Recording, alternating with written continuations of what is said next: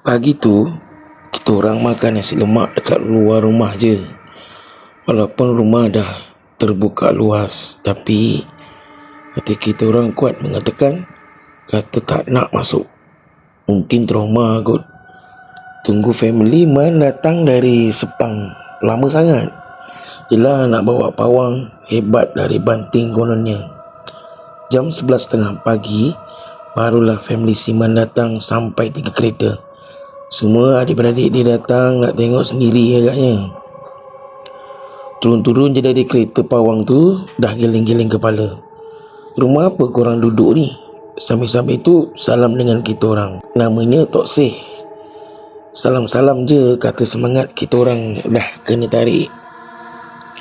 Kena suruh balik. Aku sampai sekarang tak faham apa maksud Tok Seh tu. Kita orang kena suruh masuk dalam van. Hanya Tok Seh dengan ayah Siman je yang masuk ke dalam. Belum masuk, baru dekat pintu grill, radio yang plugnya aku dah cabut tiba-tiba terpasang kuat, menyebabkan adik-beradik Siman bertempiaran lari masuk ke dalam kereta. Dah lah lagu India, mungkin masa tu THR Raga kot. Taklah, aku pun tak tahu. Dengan radio kuat bunyi pun dah lari. Bayangkan kalau tahu yang radio tu plugnya tak bersambung. Lama juga Tok Seh kat dalam rumah tu. Ayah Siman hanya tengok dari luar, sebab dia pun aku rasa dah goyang lepas cuba matikan radio tapi plug tak bersambung. Dalam van semua terkunci mulut. Anak-anak buah Siman yang kecil-kecil semua ketakutan. Apalah kes-kes macam ni bawa anak-anak kecil pula. Tak pasal-pasal budak-budak tu sekali trauma. Tak lama lepas tu aku tengok Tok Seh keluar sambil menjinjing anak patung beruang yang coklat besar tu. Mahu je mata aku terjujur keluar tengoknya. Mana taknya kita orang bertiga sendiri yang buang ni semalam. Siap masukkan dalam plastik sampah hitam, lepas tu ikat, masukkan dalam tong sampah dekat depan rumah. Man dan Wan aku tengah tidur-tidur ayam. Aku cuit suruh tengok apa yang Tok Seh jinjing tu. Wan hanya mengucap je macam tak percaya. Man pula terus meluru pergi tong sampah tengok ada tak anak patung tu dekat dalam tong sampah.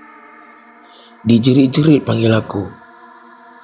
Adalah kat dalam ni. Tu yang lain. Aku berlari tengok. Ya betul ada. Jadi aku ambil dan buka lah plastik tu. Tapi aku terkejut sebab berat. Aku cek dekat dalam tu bukannya anak patung yang ada, tapi tu hanya batu-batu yang aku gunakan untuk menyangga pintu-pintu bilik, supaya pintu-pintu bilik tu tak tertutup. Lepas tu dengan baju-baju kotor kita orang yang letak dalam bilik air, aku tak boleh nak cakap apa dah. Macam mana boleh dalam tu pula. Tok Seh datang-datang dekat kita orang marah-marah sebab tak buang anak patung ni. Aku dah tak tahu nak cakap apa-apa dah. Semua Man yang jawab. Waktu tu Tok Seh tu pagar rumah kita orang, tabur garam kasar dan air penawar ke apa benda dah. Sambil-sambil tu family Man beli makanan dekat restoran dan buat kenduri kat rumah kita orang tu. Buat kenduri kesyukuran masuk rumah baru. Tiba-tiba rasa lapang rumah tu. Tak adalah gangguan macam malam semalam. Kita orang berharap semua dah settle, sebab esok Isnin adik-beradik Siman semua balik, kecuali ayah dengan maknya yang dah pencen. Yelah, diorang nak pastikan betul-betul selamat. Lepas tu diorang pun risau dengan keselamatan anak diorang. Hari Ahad ke Isnin tu tak ada apa-apa berlaku. Aku yang mula ragu-ragu sekarang dah mula rasa selamat. Sampailah hari Khamis siang, ayah dengan mak Siman ni duduk dekat rumah tu. Langsung tak ada perkara pelik berlaku lagi. Jadi Khamis petang tu mak ayah Siman nak balik, tapi sebab fikirkan dah jam 6 petang masa tu hujan lebat pula, ayah Siman tak confident nak drive kereta balik Sepang walaupun dekat je. Dah berusia, mata pun tak berapa terang. Kami semalam Jumaat itulah puaka rumah sewa tu datang balik. Disaksikan sendiri oleh mak bapak Siman. Malam Jumaat tu, kita orang sembahyang maghrib secara berjemaah.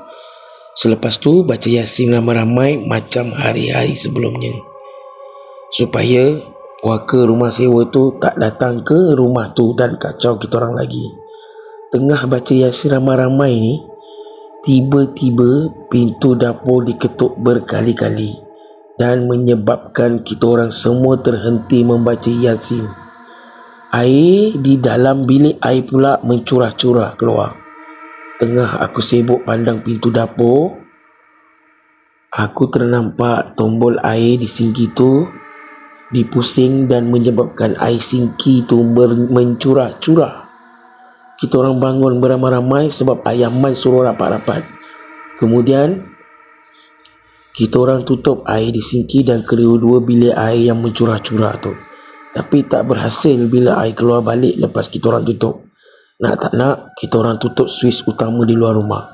Itu je lah caranya. Ayah Man telefon Tok Syekh, bagi tahu yang puaka sewa rumah tu datang balik. Entah apa yang bisingkan Tok Syekh. Kononnya kita orang langgar pantang. Masa mengubat hari tu tak ada pula dia cakap pasal patang pantang ni. Ni barulah nak cerita pasal patang pantang. Kononnya kita orang langgar pantang. Saya dah pakai enam rumah, dia tak ada pesan apa-apa pun sebelum ni. Yelah, macam seluar dalam dengan stoking, takkan nak jemur kat luar pula. Dah puas puaka rumah sewa tu main air. Dia kacau elektrik pula. Dari kipas siling, kipas meja, radio, sampailah ke lampu yang membuatkan aku tambah kecut. Sebab lampu terpadam, kita orang berpakat-pakat duduk dekat bawah suis utama. Kemudian pasangkan balik lampu. Kita orang duduk dekat bawah suis tu. Tak ada pula puaka rumah sewa tu main suis. Aku teringat lauk yang dah dibeli untuk makan malam kat dalam pinggan ni dekat dapur. Hanya tunggu nasi masak je. Masa macam ni nak makan pun dah tak ada selera. Terbantut memikirkan benda hal macam ni. Lepas tu Siman dengan ayahnya pergi dapur ambil lauk-lauk tu nak ajak makan. Katanya kalau badan lemah tak makan lagi, puaka rumah sewa tu senang kacau. Sebab kita tak ada tenaga. Aku hilang selera nak makan. Jadi aku minum je air yang aku buat limau je tadi. Aku buat tadi sebab belum beli cordial lagi. Lagipun buat air limau senang. Limau, gula dan ais batu je. Dah siap air limau 1 jug. Aku pelik. Masa tuang ke gelas, aku perasan air tu jadi kuning. Bila pula air color kuning ni? Setahu aku putih je tadi. Aku buka penutup jug tu. Ya Allah, bau hancing. Dah kena kencing. Nasib baik aku perasan. Kalau tak, memang dah minum air kencing lah agaknya. Masa Mak Siman nak senduk nasi, dalam periuk nasi tu ada seketul najis macam najis manusia. Ada dalam rice cooker tu. Waktu dibuka rice cooker tu, nasi masih panas sebab baru masak. Bayangkanlah bau najis tu semerbak mengalahkan bau nasi tu. Aku sampai keluar rumah termuntah-muntah. Manalah datang ni semua tu. Sebab tak tahan bau. Semua makanan tu kita orang letak kat luar rumah. Memang sah semua makanan ada najis. Entah najis apa kita orang pun tak tahu. Tapi rasanya najis manusia. Duduk kat luar rumah kita orang bincang-bincang. Esok nak cari orang yang pandai mengubat ke kawasan Mambau. Lepas solat Jumaat tu cadang nak cari. Sebab Tok Syekh tu tak boleh percaya. Sebab puaka rumah sewa tu datang balik konon. Pantanglah apalah. Dah lah bayar 200 untuk mengubat tu. Sibuk-sibuk berbincang tu dalam jam 11 malam. Dengar dekat ruang tamu rumah suara kanak-kanak gelak-gelak sambil dengar hentakan tapak-tapak kaki berlari. Seperti yang kita orang alami hari tu. Yang nampak hanya bayangan hitam 3 orang kanak-kanak sambil membawa api. Tapi yang herannya kali ni aku, Man dan Wan tak nampak. Yang nampak hanya ayah dengan Mak Man saja. Kita orang hanya dengar suara gelak budak-budak je. Tiba-tiba Mak Siman menjerit. Telekung terbakar, cepat, cepat. Kita orang masuk rumah takut-takut. Tak pasal-pasal rumah pula yang terbakar. memang terkejut tiba-tiba telekung terbakar. Kita orang rapat-rapat juga sambil duduk dekat bawah suis utama tu. Hairan macam mana telekung tu boleh terbakar. Mak dan ayah Man kata diorang sendiri nampak waka rumah sewa tu yang terbakar. Tapi bila ada bau tengik macam sesuatu hangus, ya Allah, ayah Siman menjerit tengok sejadah terbakar. Masa tu aku tak nak pergi dapur ambil air, sebab bila air kat luar dah tutup, mana ada air. Aku guna air mineral dalam botol kat depan aku untuk makan tadi. Sambil-sambil aku hempas-hempas sejadah tu. Memang tak boleh jadi kali ni, sampai bakar-bakar barang pula. Tapi kali ni aku tak setakut hari tu. Mungkin sebab ramai. Lepas tu ada orang tua pula tu, rasa macam selamatlah sikit walaupun ancaman lebih bahaya. Lepas sejadah, langsir pula jadi mangsa. Habis terbakar langsir. Kali ni Siman ambil air sabun dalam baldi di dalam bilik air, terus simbah sebab api tu jilat langsir tu cepat. Padahal kita orang dekat langsir tu, sebab duduk dekat depan pintu di bawah suis utama, tengok-tengok dah terbakar besar.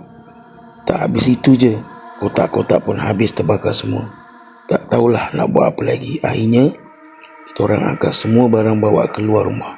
Apa yang boleh terbakar je semua kita orang angkut pergi keluar rumah. Tengah sibuk angkat kotak-kotak tu, tiba-tiba rasa asap banyak dari dalam bilik aku. Aduh, rupa-rupanya kain plekat yang aku buat jadi langsir tingkap dah terbakar separuh. Kelang kabut aku tarik sampai terkoyak-koyak ujung kain tu, sebab air dah tak ada, pili luar dah tutup. Masa aku sentap, aku rasa paku-paku tu terpelanting. Aku sentap sekuat hati.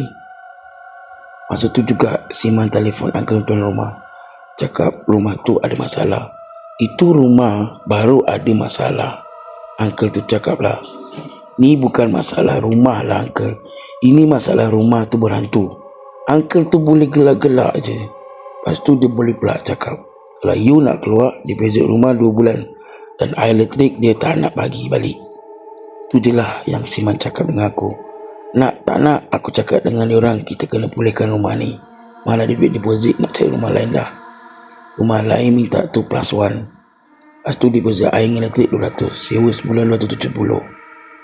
Sebab dah pagi, kesian kat Mak Siman yang dah macam nak demam. Last choice, kita orang tidur dalam kereta.